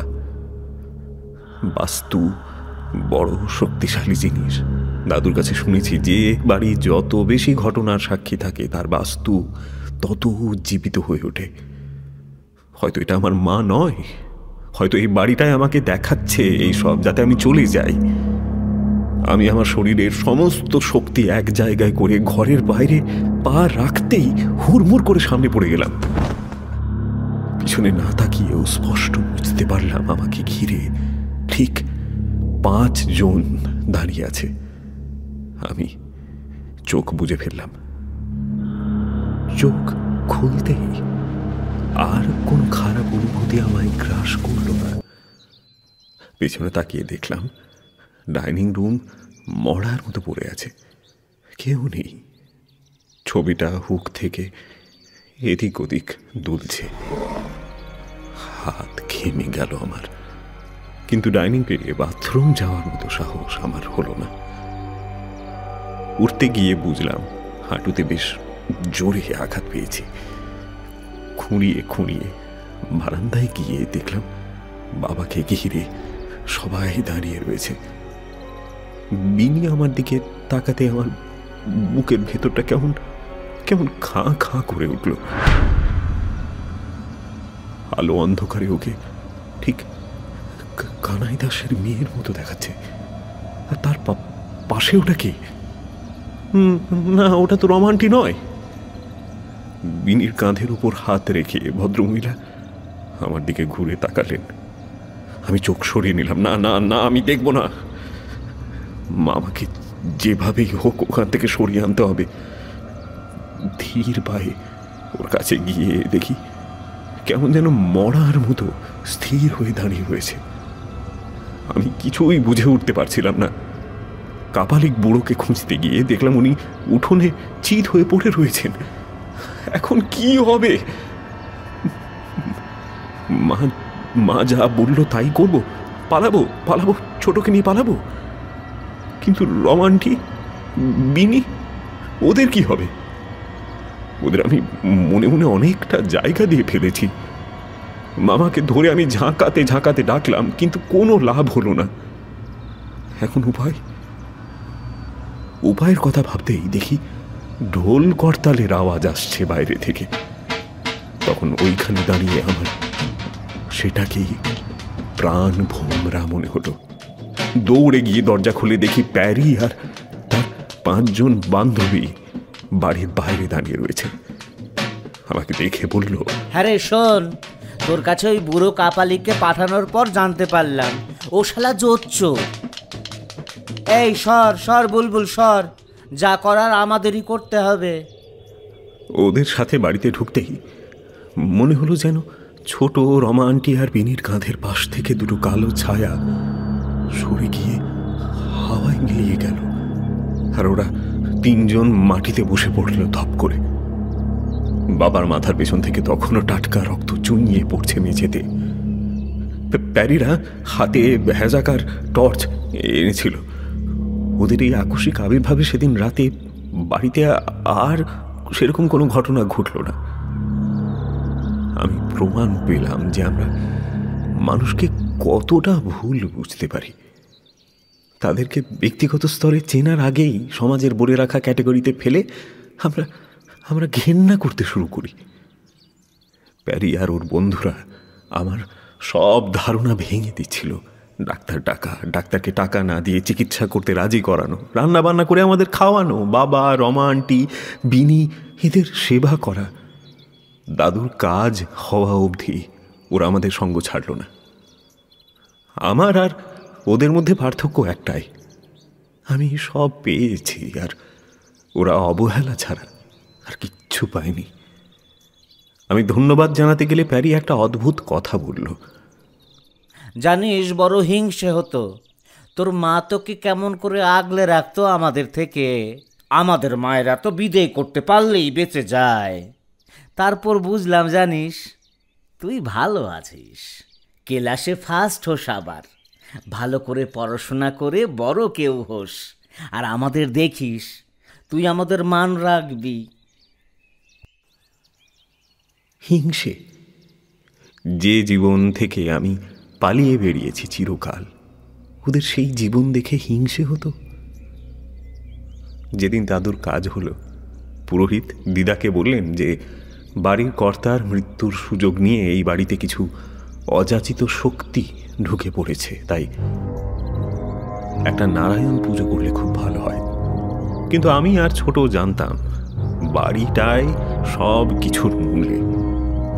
সেই রহস্যের সমাধান হওয়া সম্ভব নয়। আপাতত শক্তি হ্রাস করার জন্য যা যা করার সেটা আমাদের করতেই হবে। কানাই দাসের বাড়ি গেলাম। ওর বৃদ্ধ বাবা সেখানে থাকেন, কথা বলার মতো ক্ষমতা নেই। গোত্র জিজ্ঞেস করাই হাতের ইশারায় আলমারির মাথায় একটা বহু পুরনো মন্দিরের পুজো দেওয়া মিষ্টির বাক্স দেখালেন। আমরা গেলাম উপরে। ঘরটায় কোনো আসবাব নেই, দম আটকানো পটকা গন্ধ। ঢুকলাম না আমরা। মল্লিক বাড়ি গেলাম। সোনাদার মা ভীষণ অবাক হলেন। আমার হাত ধরে অনেক কান্নাকাটি করলেন, বললেন আমায় এতদিন দূরে সরিয়ে রেখেছিলেন, কিন্তু এক ছেলেকে হারিয়ে উনি আজ আরেক ছেলেকে পেয়েছেন। সবার গোত্র জানা হয়ে গেলে আমাদের উদ্দেশ্য ছিল গয়ার দিকে রওনা দেওয়ার। তন্ত্রমন্ত্র জানি না, কিন্তু এইটুকু জানি যে মন থেকে কারো ভালো চাইলে সেই ইহলোক পরলোক যে লোকই হোক না কেন তার ফল পাওয়া যায়। ভালোবাসার কাছে সব কিছু হেরে যায় একদিন। ভালোবাসার চেয়ে বড় অস্ত্র কিচ্ছু হতে পারে না। আমরা সিদ্ধান্ত নিলাম যে এই বাড়িতে আর এক মুহূর্ত কারোর থাকা যাবে না। দিদা অনর, তিনি মরলেও এই বাড়িতেই মরবেন। ছোট আর আমি দাদুর কাজ ছেড়ে গয়ার ট্রেন ধরব যেদিন, রমা আন্টি আর বাবাকে এই বাড়িতে থাকতে বলার সাহস হলো না। সেদিনের পর বাবার চরিত্রের আমূল পরিবর্তন দেখা গিয়েছে। খুব প্রয়োজন ছাড়া কথা বলে না, মাঝে মাঝে ভুলও বকে। আমার করুণা হয় লোকটার প্রতি। ট্রেনে ওঠার আগে বাবা আমায় ঘরে ডাকলো। গেলাম। বাবা আমার হাত ধরে বলল, আমায় পারলে ক্ষমা করে দিস বাবা। জেনে না জেনে অনেকভাবে তোকে আর তোর মাকে আমি কষ্ট দিয়েছি। ওখানে গিয়ে পারলে আমারও পিণ্ডটা দিয়ে আসিস। শেষ কথাটা আমি বুঝলাম না। মনে হলো ভুল বকছে হয়তো। কোনো উত্তর দিলাম না আমি। উপেক্ষার ক্ষমা হয় না, চাইলেও করা যায় না। যখন আমার বাবাকে সব থেকে বেশি দরকার ছিল তখনই ছিল না বাবা আমার কাছে। আমায় যুদ্ধের ময়দানে শিখণ্ডী বানিয়ে নিজের দোষগুলো ঢেকে গিয়েছে। দুই অর্থেই সেটা খাটে। মনে মনে হাসলাম। উঠে যাওয়ার সময় বাবা ফিসফিস করে বলল, ও আমায় ছাড়বে না রে। বিয়ে তো 7 জন্মের বন্ধন। ও আমায় ছাড়বে না। সবসময় আমার সাথে ঘোরেও, দরজার পাশে, বিছানার পায়ের কাছে। আসলে আসলে বড় ভালোবাসত কিনা। তুই আমায় কথা দে বাবা, পিণ্ড দান করে আসবি। কথা দে, কথা দে। চাই না, চাই না এ বাড়ি আমার। চাই না, চাই না, কিচ্ছু চাই না। এই মানুষটাকে আমি এত দুর্বল অবস্থায় জীবনে দেখিনি। আমি ঘর থেকে বেরিয়ে এলাম। কান্না পাচ্ছিল আমার। ছোট আমায় ছিঁচকাঁদুনে বলে, ভুল করে না। মানুষের কষ্ট আমি একেবারে দেখতে পারি না। ছোটকে জিজ্ঞাসা করেছিলাম সেদিন রাতে কি হয়েছিল। ও যা বলল তার অনেকাংশই আমার বোধগম্য হলো না। মনে হলো কিছু একটা লুকোচ্ছে। ও বলল ওর সেরকম কিছুই মনে নেই, শুধু এইটুকু মনে আছে যে ও ছাদের সিঁড়ি দিয়ে শাড়ি পরা কাউকে নামতে দেখেছিল, আর তারপরেই নাকি বাবা চিৎকার করে অজ্ঞান হয়ে যায়। সবাই মিলে যে কিছু একটা লুকিয়ে যাচ্ছে আমার থেকে, আমি সেটা বুঝলাম। বেশি জোর করলাম না আমি। ওর মনের ওপর দিয়েও তো কম চাপ যাচ্ছে না। বিয়েটাও ভেঙে গেছে। মালপত্র গুছিয়ে যখন বেরোবো এমন সময় রমা আন্টি সিঁড়ি দিয়ে নেমে মামাকে বলল, ছোটদা শিগগির ওপরে চল, কাকিমার মুখ দিয়ে গ্যাজেলা বেরোচ্ছে। কিছু খেয়ে ফেলেছে নাকি? আমার হাত থেকে সব লাগেজ পড়ে গেল। ছোটকে দেখলাম বেশ ধীর স্থির ভাবে সেগুলো আমার হাতে তুলে দিয়ে বলল, মন মনে হচ্ছে তোকে একাই যেতে হবে। মাকে আমি দেখে রাখি, তুই যা, তুই ঠিক পারবি। এত বড় গুরু দায়িত্ব আমি একা কি করে সামলাবো? আর সে কথা বলবো বলে মামার পেছন পেছন উঠে আমি দিদার ঘর অবধি গেলাম। দেখি দিদার পাশে বসে রমান্টি ওর মুখ মুছে দিলেন। আমায় হাত বাড়িয়ে দিদা ডাকলো। এই কদিন মাত্র সময়ে শরীর একেবারে ভেঙে পড়েছে দিদার, বিছানার সাথে মিশে গেছে কঙ্কালসার চেহারাটা। আমি কাছে গেলাম দিদার, শীর্ণ হাতটা আমার মাথায় রেখে দিদা বলল, তোর মায়ের সাথে অনেক অন্যায় হয়েছে বাবা, তার শাস্তি তো পেতেই হতো। আমি সব জেনে বুঝে শুধু তোর আর ছোটর কথা ভেবে চুপ করেছিলাম। আজ আমাদের সাথে যা হচ্ছে তার জন্য আমরাই দায়ী। আমাদের শাস্তি পেতে দে বাবা, না হলে এ পাপের প্রায়শ্চিত্ত সম্ভব নয়। মায়ের সাথে কি অন্যায় হয়েছে? আমি জিজ্ঞেস করতে যাব এমন সময় ছোট আমার দিকে এমন ভাবে তাকালো যে বুকের ভেতরটা মোচড় দিয়ে উঠল। অন্য কোনো কথা না, বলল, বাইরে আয়, কথা আছে। তুই যেদিন হলি আমাদের জানানো হয়নি। শুধু তোর বাবার গলা শুনে মনে হয়েছিল যে কিছু একটা গন্ডগোল হয়েছে। তোদের এই বাড়িতে নিয়ে আসার পর বিপুলদা বলেছিল নিয়ে যাবে, কিন্তু এলো না। 1 মাস 2 মাস করতে করতে 1 বছর কেটে গেল। তোর প্রথম জন্মদিন সেদিন খুব বৃষ্টি পড়ছিল। বিপুলদা এলো, দিদির সাথে তখন তুমুল ঝগড়া, ও নাকি ডিভোর্স চায়। তখনও তো বুঝিনি। দিদি তোকে খুব ভালোবাসত রে, কিন্তু ওই লোকটা, ওটা একটা পাষণ্ড। আর আমার মা চিরকাল ওকে সাহস জুগিয়ে গেছে। আরো 1 বছর কাটল। মা দিদিকে কথা শোনাতো যাতে ডিভোর্স পেপারে সাইন করে দেয়। খরপোশ পেলে তবে সংসার চলবে। তুই আর দিদি নাকি আমাদের বোঝা। দিদি মুখ বুঝে পড়ে থাকতো, বাচ্চাদের পড়াতো। ওই কানাই দাসের মেয়েটাও পড়তো ওর কাছে। এই বাড়িটার উপর নজর ছিল তোর বাবার। দিদি আমায় মাঝে মাঝেই বলতো, জানিস, আমি যদি চলে যাই সমুর খেয়াল রাখিস। ওকে কখনো জানতে দিস না যে ওর বাবা ওকে ভালোবাসে না। তোর 3 বছর বয়স তখন। তোর বাবা আহ্লাদ করে তোদের বারুইপুরে নিয়ে গেল। 1 বছর ওখানে থাকার পর ওরা দুজন এই বাড়িতে এলো। আমি বুঝতে পারছিলাম না তোর বাবার আমূল পরিবর্তন হলো কি করে। সে যেন দয়ার অবতার, তখন পুরো পাল্টি খেয়ে গেল। দিদি তখন ওর ধ্যান জ্ঞান। তারপরে এই ঘটনা। তোকে ওই বাড়িতে রেখে আসে। দিদি জানিস, ছোট থেকে একটু অন্যরকম ছিল। ও এমন কিছু অনুভব করত আর দেখতে পেত যা আমরা পেতাম না। এই বাড়ির সাথে ওর একটা অদ্ভুত যোগ ছিল। বাড়িটা আর ও যেন একাত্মা।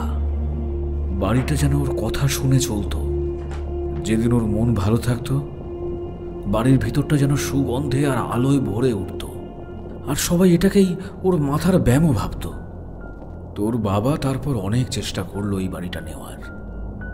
মাকে খুব সন্তুষ্ট রাখত।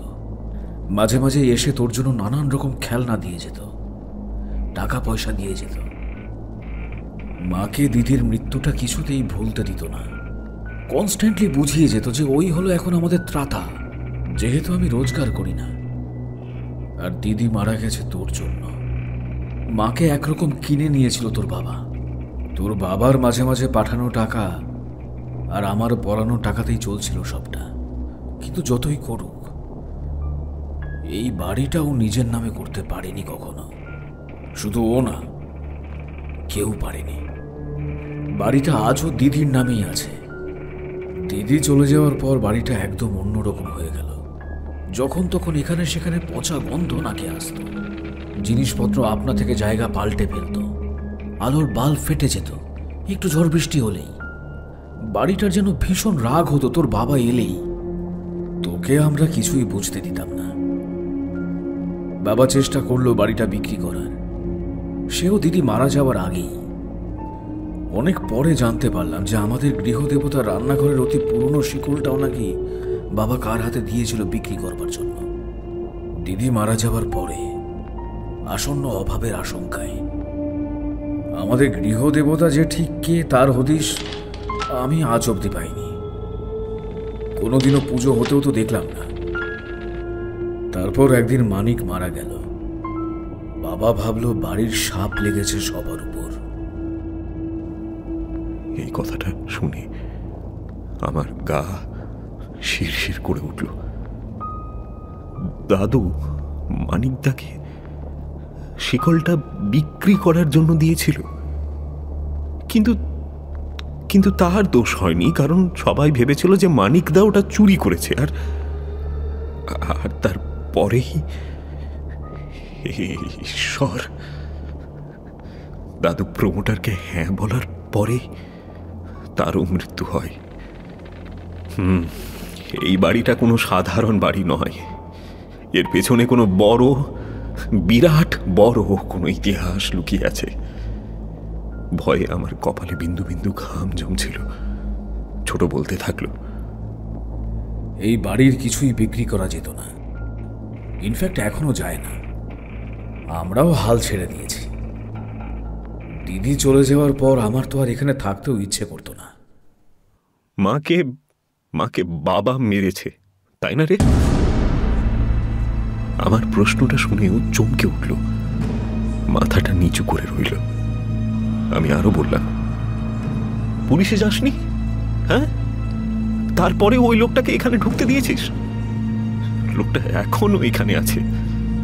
তোরা তোরা এরপরেও বলিস যে তোরা আমায় ভালোবাসিস? হ্যাঁ, তোদের লজ্জা করে না?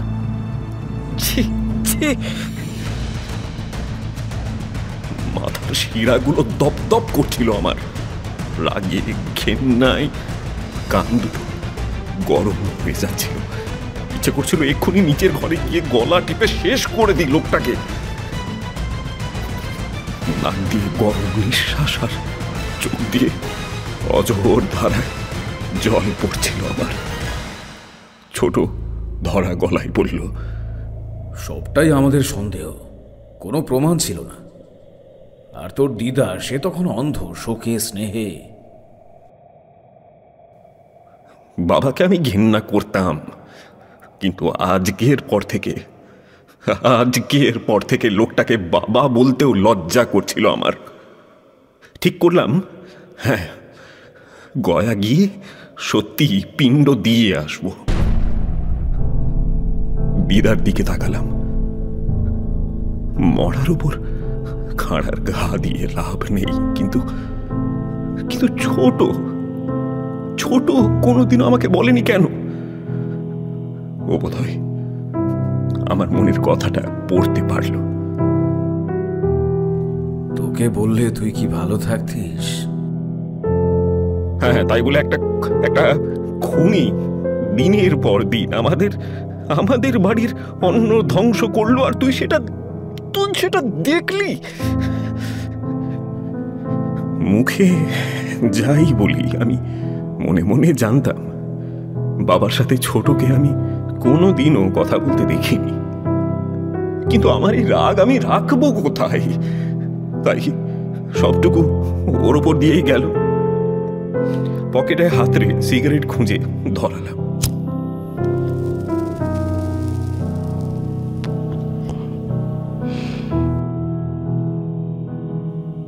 মায়ের ছবিটা আমার মুখের সামনে ভাসছিল। রমান্টির গলা পেয়ে আমরা মুখ ঘুরিয়ে নিলাম।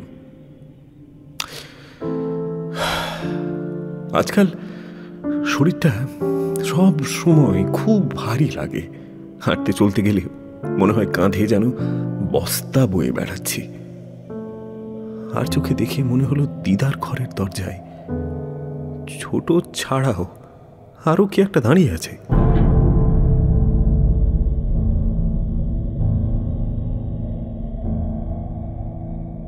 আমি সেদিকে নজর দিলাম না।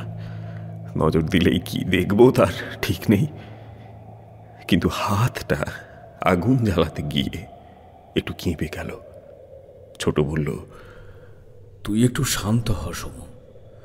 দেখ, আমাদেরও কিছু করার ছিল না। তোর উপর রাগ করেই সেই রাতে তোকে বলেছিলাম যে ওর সাথে চলে যেতে, কিন্তু পরে খেয়াল হলো কত বড় ভুল করেছি। ও তো তোরও কোনো ক্ষতি করে দিতে পারতো।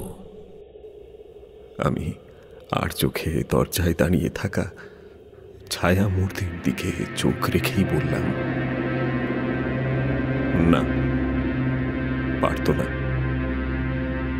ছোট আমার দৃষ্টি অনুসরণ করে পেছন ঘুরে কিছু দেখতে পেল না। গয়া গিয়ে পিণ্ড দিতে বেশ কিছু টাকা খরচ হলো। প্রেত গয়ার পুরোহিতগুলো খুবই লোভী। তাও খুঁজে খুঁজে একজনকে পেলাম। 18,000 টাকায় নিষ্পত্তি হলো। আমি লুকোইনি কিছুই। শুনলাম এর মধ্যেই নাকি বেনারসে কিছু তৃতীয় লিঙ্গের মানুষ পিণ্ডদান করার রীতি শুরু করেছেন। তবে উনি কিছুটা আন্দাজ করেছিলেন। বারবার আমার আশেপাশে দেখছিলেন আর বলছিলেন আমি নাকি একা আসিনি, আমার সাথে আরো অনেকে এসেছে। বাড়ির সামনে দাঁড়িয়ে আমার আবার গা ছমছম করছিল। দুটো জানলা যেন দুটো চোখ, আর দালানের পরপর সারি দেওয়া ঘরগুলো দাঁতের মতো, যেন আমায় দেখে ব্যঙ্গের হাসি হাসছে। মালপত্র নিয়ে ভেতরে ঢুকতেই ছোট আমায় জড়িয়ে ধরল, পিঠ চাপড়ে দিয়ে বলল, কত বড় হয়ে গেছে আমাদের সমু। অদ্ভুত ব্যাপার, বাড়িটা একটু অন্যরকম লাগছিল। মনে হচ্ছিল যেন এখানে এখানে আমাদের আর কোনো বিপদ নেই। হ্যাঁ, আমার চোখ বারবার বাবার ঘরের দিকে চলে যাচ্ছিল। দেখলাম ঘরে তালা দেওয়া। দিদা কেমন আছে রে? প্রশ্নটা করেও আমি বাবাকেই খুঁজতে থাকলাম। বোধহয় ওরা চলে গেছে। পরক্ষণে সিঁড়ি দিয়ে পায়ের আওয়াজ হতে দেখি রমা আন্টি, ওর পরনে সাদা শাড়ি। সে কি? আমি চেয়ার ছেড়ে ঝট করে উঠে পড়লাম।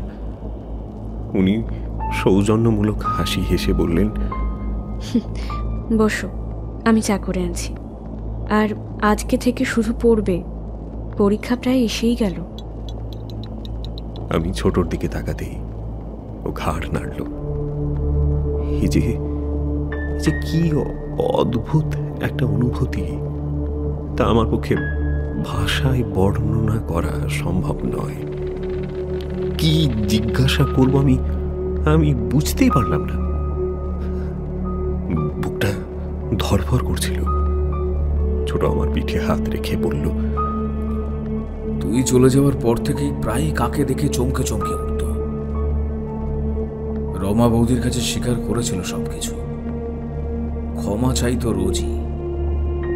তারপর একদিন সকালে উঠে দেখি আসলে রমা বৌদির সাথে দিদি মারা যাওয়ার আগে থেকেই ওর সম্পর্ক ছিল। রমা বৌদি গিল্টি থেকে এখানে থেকে গিয়েছেন। দেখ, তুই বোঝাতে পারলে বোঝা একটু। আমি ভাষা খুঁজে পাচ্ছিলাম না। একটু একটু অপরাধ বোধ জাগছিল। অস্ফুটেই বললাম, তুই আমায় বলিসনি কেন? মুখাগ্নি আমিই করেছি।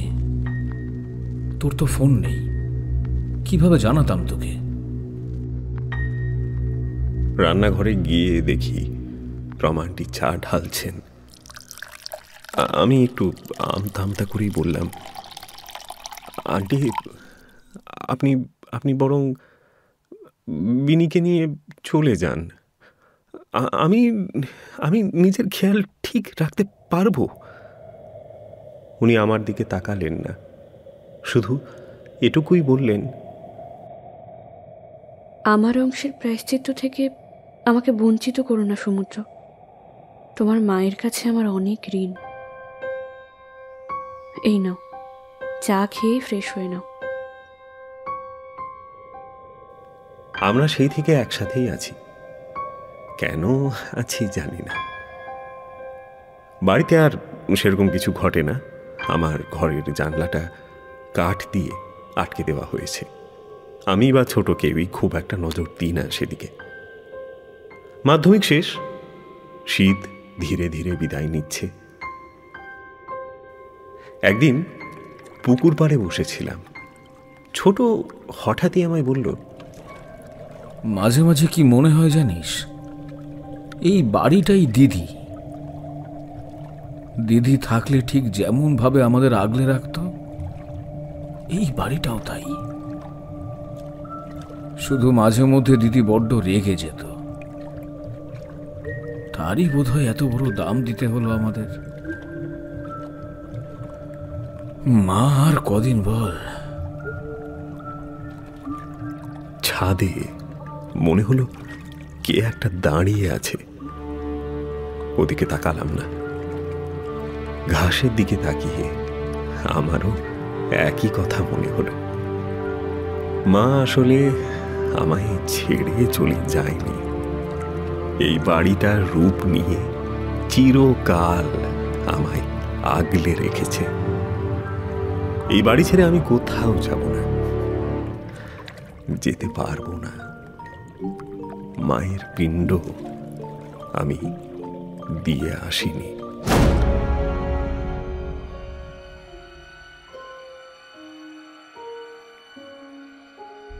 দ্য স্টোরি হলটি আজ আপনারা শুনলেন পারমিতা ঘোষ পাকড়ের কলমে জানলা। গল্পের সূত্রধার আমি কৌশিক। গল্প পাঠে এনামুল। অন্যান্য চরিত্রে কৌশিক, মলয়, সৌরিন, সায়নী ও বর্ণিশা। Poster design Monalisa. আবহ সায়ন। পরিচালনায় শুভদীপ ও অন্তরা। দ্য স্টোরি হলটির পক্ষ থেকে ধন্যবাদ জানাই পারমিতা ম্যামকে। আরও নতুন নতুন গল্প শোনার জন্য সাবস্ক্রাইব করুন আমাদের চ্যানেল দ্য স্টোরি হল্ট।